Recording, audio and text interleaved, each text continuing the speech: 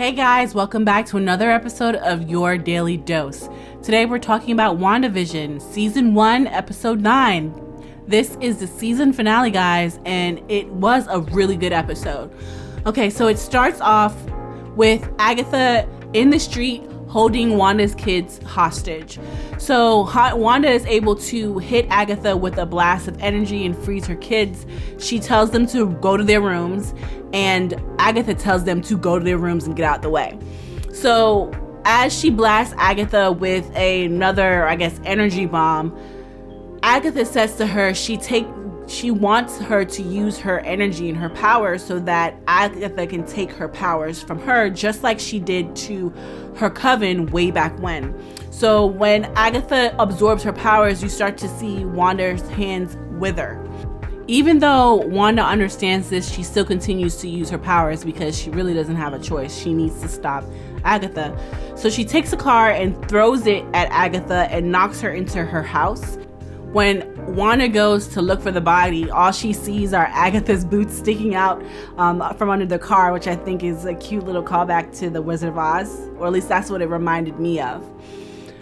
From there, Wanda turns and she sees Vision walking towards her, but it's a Vision that's all white.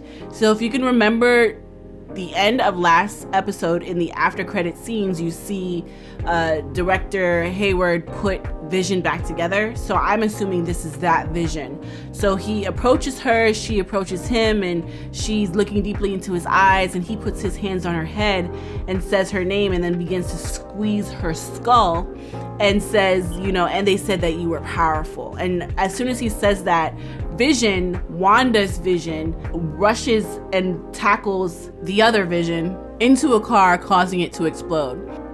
So then Vision talks to Wanda about how he knows that she's creating this world and why, and she says it's okay, that she could fix it, and he questions her about that, and she says that she's sure. So then the white Vision starts to walk out of the car fire, and then Agatha appears out of nowhere and says, hey, this is awkward. Your old boyfriend and your new boyfriend are together. What are you gonna do? So Wanda turns to Vision and says that this is their home and they need to protect it. And so Vision flies off and starts fighting the white Vision, and then Agatha flies off to the center of town and Wanda chases her. Meanwhile, we finally get to see what happened to Monica. A couple episodes ago, she got caught by Pietro as she was trying to go into Agatha's basement. So here we are in Pietro's bedroom where he has Monica against her will. She stands up to talk to him, and then he kind of plucks her shoulder, but given that he's Quicksilver and all that momentum and inertia that's in his body, that pluck flung her across the room. So in the next scene, we're back at, the SWORD headquarters, where Director Hayward is monitoring Vision within the Hex when his agents bring in Agent Wu in handcuffs. So as Hayward is talking, Wu realizes that there's a phone ringing on the table. So he just casually, while in handcuffs, walks over and stands in front of Hayward in front of that table, but has his hands handcuffed where he can grab that phone. So he's there and he's talking to Hayward and telling him that he's not going to get away with this. And he's saying that the FBI is essentially on their way and they'll be here shortly. Hayward doesn't take him seriously and orders his agents to basically drag Wu away and put him in a corner somewhere. So they do just that. Wu's able to break out of whatever bondings were around his hands and use his phone, or use that phone that he got from the table, to call the FBI and tell them to get there, and if it would help if they would get there quickly, because he told Hayward that was going to happen. Side note, I really enjoy Agent Wu, and I hope that they find a way to fit him into most of the movies moving forward. So then we get back to the center of town where Wanda is walking around looking for Agatha. Agatha blasts her and then basically tells her that there's an entire chapter devoted to the Scarlet Witch in the Book of the Damned, which is the main witch book that she learned from. Agatha reads from that book and says that the Scarlet Witch is a witch whose powers were forged. She doesn't have a coven, and she can make spells without incantations. She also says that the Scarlet Witch is even more powerful than the Sorceress. And guys, that means that she's more powerful than Doctor Strange. Agatha also says that it's Wanda's destiny to destroy the world. I feel like that means, like, down the line, Wanda's power is going to impact the world in a significant way. I still feel like I'm still holding out that she's going to have something to do with the creation of mutants, and I feel like that's what that means. But, you know, I'll just wait to see how that unfolds. In any case, Wanda, in response to that, says that she's not what Agatha is saying that she is. So Agatha, in order to prove it, unlocks whatever spell that Wanda has over Dottie that was just happening to be walking down the street. And Dottie comes up to Wanda and says, listen, my daughter is 8 years old and she's been locked in her room for however long. Can you please just let her out and she could play with your boys and be friends? I promise she'll be good. And then Agatha unlocks everyone and they seem to all come towards her and, you know, ask to be freed. So we go back to Monica in the room with Pietro, and she's trying to figure out how or where Pietro came from, if this is Agatha's home or what.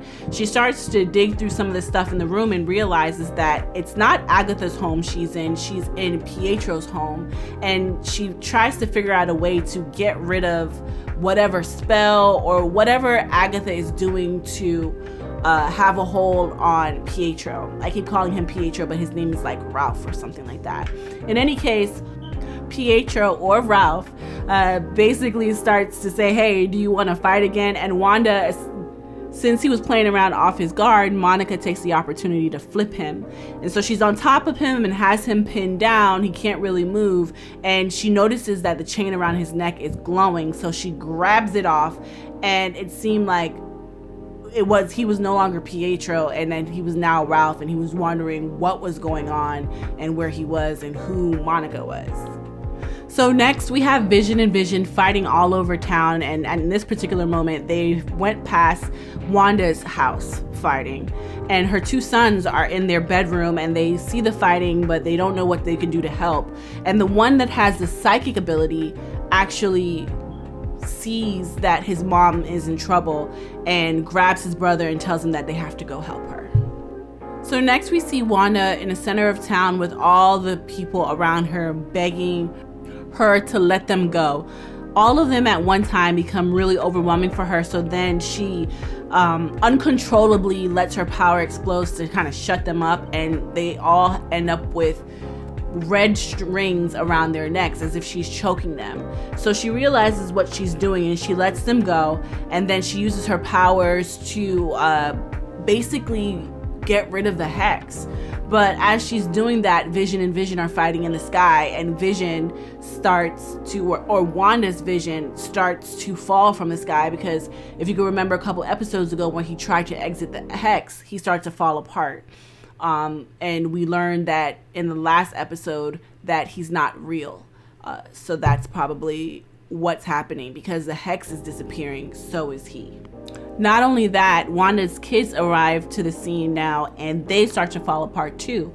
So then Tabitha says, listen, you tied your family to the hex, so you have a choice here. You either save Westview or you save your family, but your family can't exist without the hex, so what's it going to be? Or if you give me your power, right? Give me your power. Keep casting spells right now. Give me all that you got, and I will correct the issues in your hex, and you guys can live here peacefully, happily ever after, and no one will ever bother you.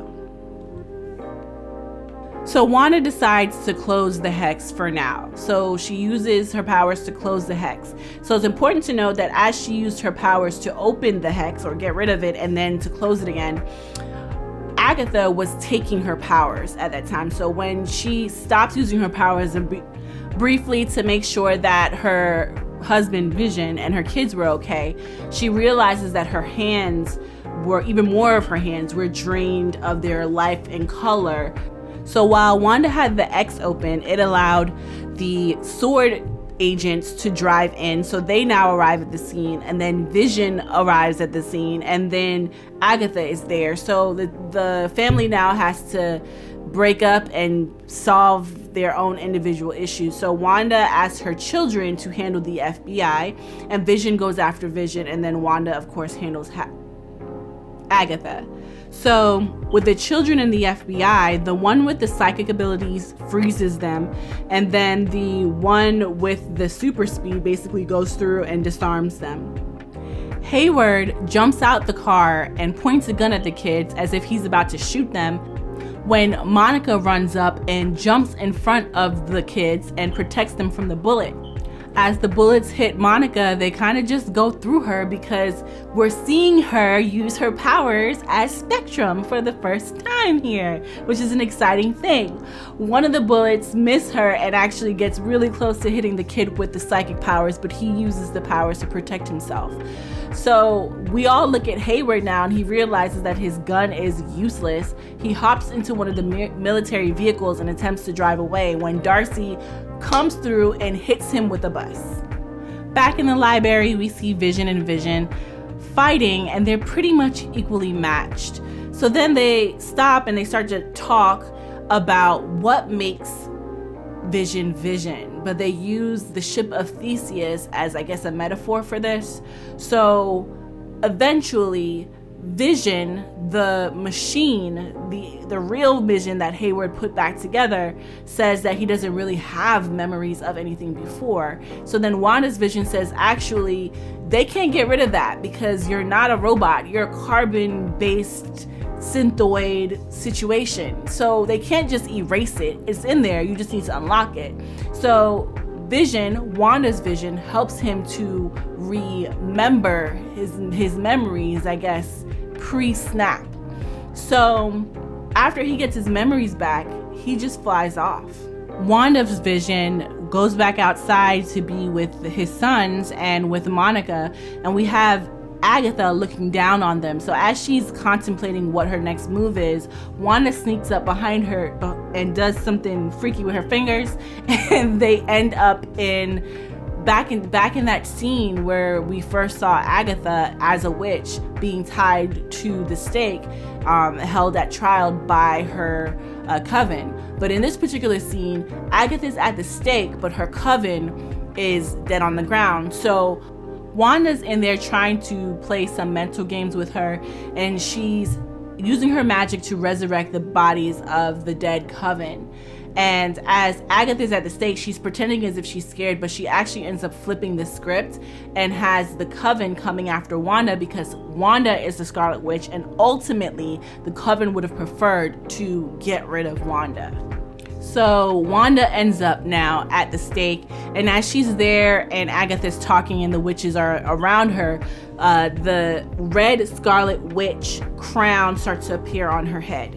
Wanda gets mad and blows everything up, pushes Agatha out of that, I guess, dream sequence. So now they're back in Westview and they're fighting in the sky, and Wanda is taking her powers and she's basically constantly hitting Agatha with these fireballs or her red power balls.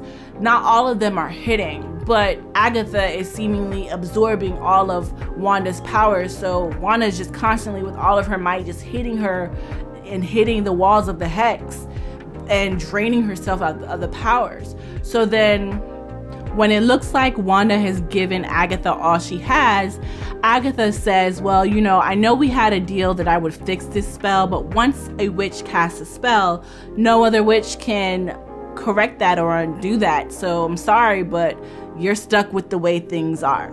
So after revealing that, Agatha attempts to hit Wanda with what I guess would be a fatal blow, but her powers don't work.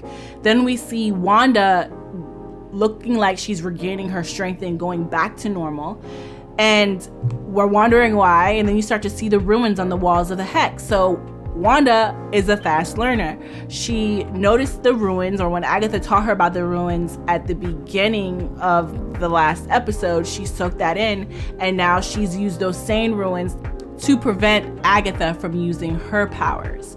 So from there, Wanda actually sucks out all of Agatha's powers. She even got a nice, cool, cute little outfit out of it. So Wanda then tells Agatha that she's basically going to keep her in Westview and is going to put a mind spell on her for her to actually be the friendly neighbor that she was supposed to be this whole time in the sitcoms. Agatha says to her, "You've taken my powers, but you do not know what you've just unleashed. You're going to need my help to deal with whatever is coming at you." And Wanda says, "That's cool. If I need your help, I'll know exactly where to find you." And so she proceeds to put that mind spell on Agatha, and so I guess that's a wrap on her.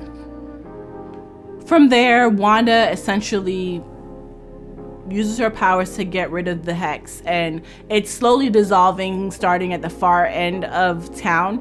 So she and her family walk home. She tucks the boys in and she tells them that she loves them and says goodbye, and you can see through the window that the hex is falling apart out the window, and so as soon as she closes that door, the boys will be gone. So then you see her downstairs turning off the light so she can just awaken from this dream, but Vision turns on the light and says to her, "I'd like to see you. I know that I'm going away, but I'd like us to be together in these final moments." He also asks her what he is, and she says, "You are the piece of the Mind Stone that lives within me.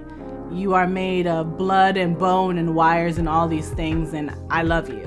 They kiss, and then the hex closes, and we see Wanda standing in the empty lot where she was when she first created it.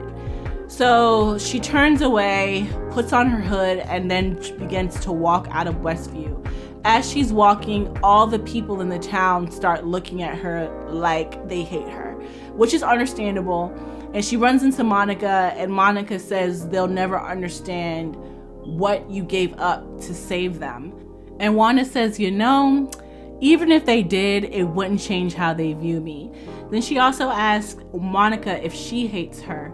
And Monica says, "Honestly, if I had your powers, I would do what I needed to do to bring my mom back." Wanda then apologizes for all the pain that she caused and says that she doesn't understand her power, but she will. And in that moment, the cops drive in. I'm assuming it's the FBI under Wu, and then Wanda flies off.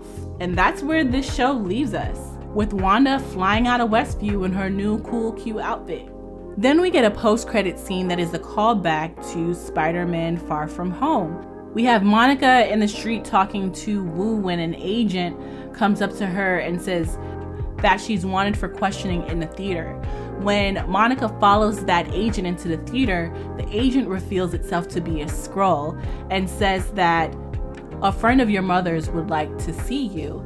Monica asks where, and the Skrull points up, and that's where this ends.